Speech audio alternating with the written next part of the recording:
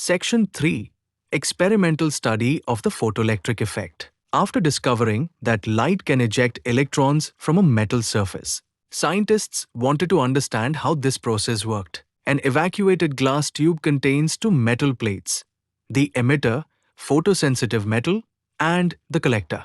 Monochromatic light, single frequency, is directed onto the emitter through a quartz window. Since quartz transmits ultraviolet light whereas ordinary glass absorbs it, when light falls on the emitter, photoelectrons are emitted. A battery creates a potential difference between the plates. If the collector is positive, it attracts the electrons, producing a photocurrent, measured by micrometer. By varying the voltage, electrons can be attracted or repelled. Scientists studied three factors. 1. Effect of intensity of light. The frequency was kept constant while the intensity was varied. As the intensity increased, the photocurrent increased proportionally. This shows that brighter light ejects more electrons per second. 2.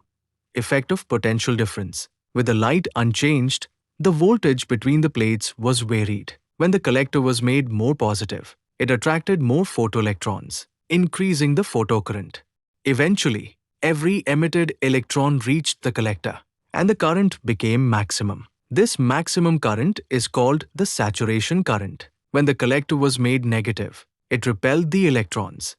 Initially, only slower electrons were stopped, while faster ones still reached the collector. As the negative voltage increased, fewer electrons reached it.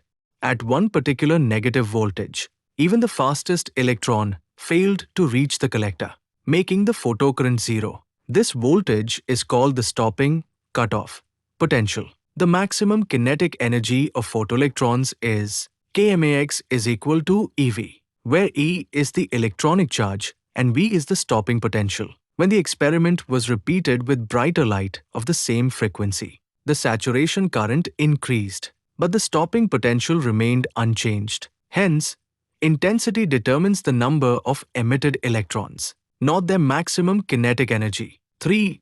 Effect of frequency of light. Keeping the intensity constant, the frequency of light was increased. The stopping potential increased with frequency, showing that higher frequency light produces more energetic photoelectrons. A graph of stopping potential versus frequency is a straight line. Scientists also found a threshold frequency, below which no photoelectric emission occurs, no matter how intense the light is. This directly contradicted classical wave theory, which predicted that sufficiently intense light should always eject electrons regardless of its color. 4 experimental conclusions. 1.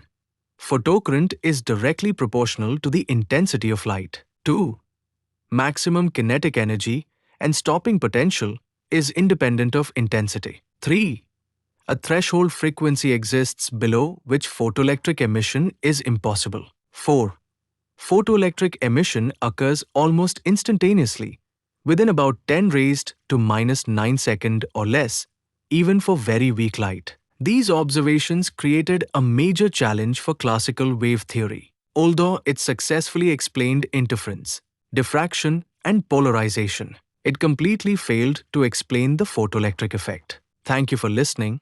Please like, share, and subscribe to your favorite channel, Physique.